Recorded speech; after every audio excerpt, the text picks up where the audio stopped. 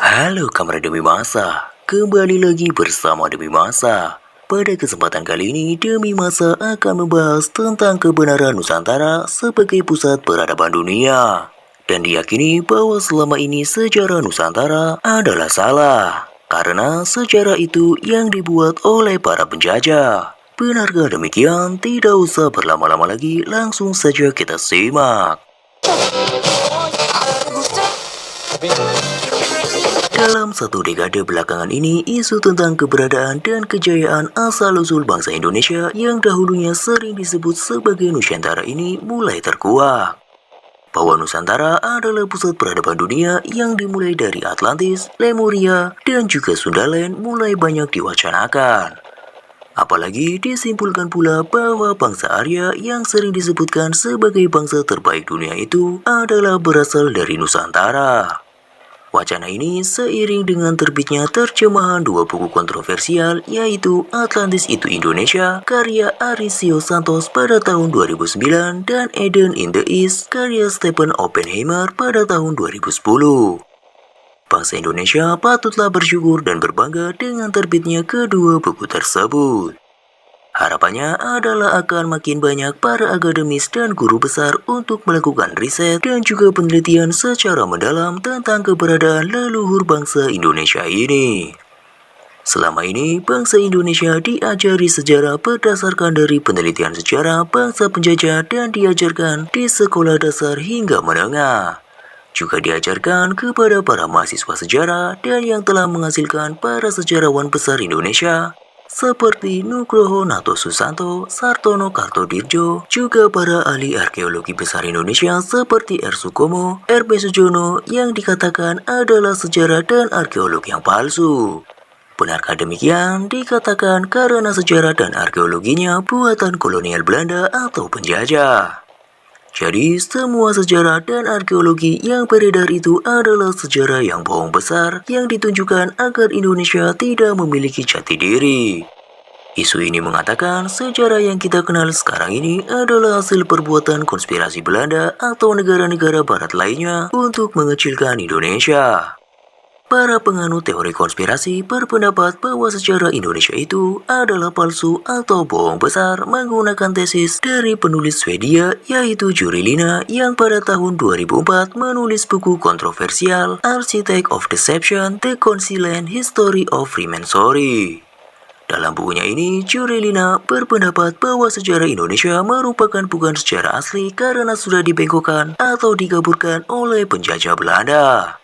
Kesimpulannya adalah ada 3 cara untuk melemahkan dan menjajah suatu negeri. Yang pertama adalah kaburkan sejarahnya, dan yang kedua hancurkan bukti-bukti sejarahnya agar tidak bisa dibuktikan kebenarannya. Dan yang ketiga putuskan hubungan mereka dengan leluhurnya. Katakan bahwa leluhurnya itu bodoh dan juga primitif.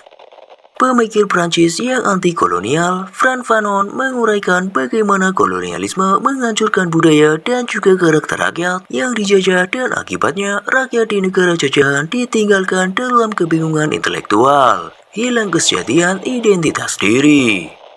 Upaya pembodohan terhadap bangsa Indonesia adalah kejahatan terbesar yang dilakukan oleh para penjajah terhadap bangsa ini Indonesia. Di antaranya yaitu penulisan dan pencatatan sejarahnya.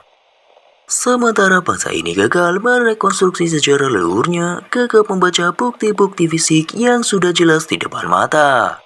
Hanya pandai mengamini sejarah yang ditulis hanya berdasar perkiraan para filolog Belanda. Rektor Universitas Leiden Karel Stolker mengatakan ada 26.000 manuskrip kuno milik Indonesia di perpustakaan Leiden. Jika dijajar berdasarkan ketebalannya, panjangnya dapat mencapai 12 km. Perpustakaan Leiden adalah perpustakaan tentang Indonesia terlengkap di dunia. Perpustakaan Nasional Indonesia sendiri hanya memiliki koleksi 10,3 ribu manuskrip kuno. Belanda di sini telah berhasil membuat kita buta siapa sejatinya leluhur nenek moyang bangsa Indonesia. Ada banyak kejanggalan yang memaksa kita untuk harus menarik semua dokumen kuno milik leluhur kita dari Belanda. harus mengkaji, merevisi catatan sejarah bangsa Indonesia ini, merekonstruksi dan menulis kembali dengan benar. Dan tidak mengikuti saja semua catatan yang sudah tertulis berdasarkan kacamata penafsiran penjajah Belanda yang tertulis tidak sesuai faktanya dan menulis terbalik, membuat seolah kita bangsa mengimpor budaya lain. Pembuktian lain adalah pendapat dari peneliti Santos Sababiliang, seorang peneliti asli bangsa Indonesia yang telah meneliti dan melakukan eksplorasi sejarah langsung terhadap keberadaan situs Borobudur di Jawa Tengah dan situs Muara Takus di Kampar, Riau. Beliau tidak menyebut situs tersebut sebagai candi karena memang kedua situs tersebut bukanlah tempat ibadah agama Buddha atau ajaran Buddhisme maupun agama Hindu. Beliau berpendapat bahwa kesalahan terbesar dalam penulisan sejarah Indonesia adalah menghitung awal tahun Saka yang dimulai 78 Masehi sehingga hilang atau dihilangkan sejarah kita sebelum tahun itu, yang malah dengan mudahnya disebut sebagai ajaran animisme dan dinamisme. Hal ini terbukti dengan adanya figur relief dasar Borobudur yang ditutup pada panel nomor 43, tergambar bangunan dengan bentuk atap khas Nusantara, inskripsi pada tepi figura terbaca Mahe Cakya.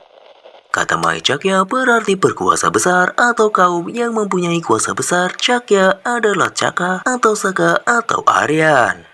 Inilah leluhur kita di Nusantara Indonesia, tersebar ratusan prasasti perangkat tahun Caka atau Saka. Kaum Saka inilah yang menaklukkan Raja Salifahana di tahun 78 Masehi. Hal ini membuktikan bahwa kaum Saka sudah ada jauh sebelum tahun 78 Masehi. Mahe Cakya, Cakya, Citya, Saka, Aryan adalah leluhur bangsa di Nusantara atau Indonesia yang telah maju terlebih dahulu. Sumbangan terbesar kaum Saka adalah Arya bagi peradaban adalah pengenalan konsep Dharma. Inilah konsep ajaran leluhur Nusantara yang tergambar di Borobudur berawal dari Svarnadwipa hingga kini tersimpan sempurna di Bali. Leluhur bangsa Indonesia terdahulu, para Brahman, disebut oleh sejarawan Eropa sebagai Brahmanisme sebelum Veda dituliskan. Mereka adalah kaum Saka para Aryan yang membawa ajarannya dharmik original keluar Nusantara, mendasari lahirnya Buddhisme, Hinduisme, dan Jainisme di India. Ajaran asli bangsa Indonesia terdahulu, dharmik original, dibawa keluar Nusantara.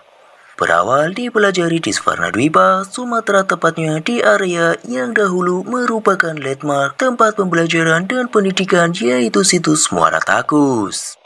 Inilah area atau tempat yang dikunjungi para peziarah atau pelajar Tiongkok dan Asia lainnya yang datang untuk belajar, mencatat ajaran leluhur kita, kemudian dibawa dan dikembangkan di negerinya masing-masing. Bukan membawa ajaran Buddhisme lalu disebarkan ke Nusantara. Untuk itu, mulailah sekarang bangsa Indonesia menggali sendiri dan meneliti secara mendalam tentang leluhur bangsa Indonesia yang merupakan pusatnya peradaban dunia. Semua bukti sejarah tersebut tersebar dan ada di Nusantara ini dan tersebar dari Sabang sampai Merauke. Demikianlah kisah tentang kebenaran Nusantara sebagai pusat peradaban dunia, dan diyakini bahwa selama ini sejarah Nusantara adalah salah, karena sejarah itu yang dibuat oleh para penjajah. Bagaimana menurut Kamrademi Masa? Jika Kamrademi Masa memiliki pendapatnya tersendiri, tulis saja di kolom komentar. Sampai jumpa di kisah-kisah selanjutnya.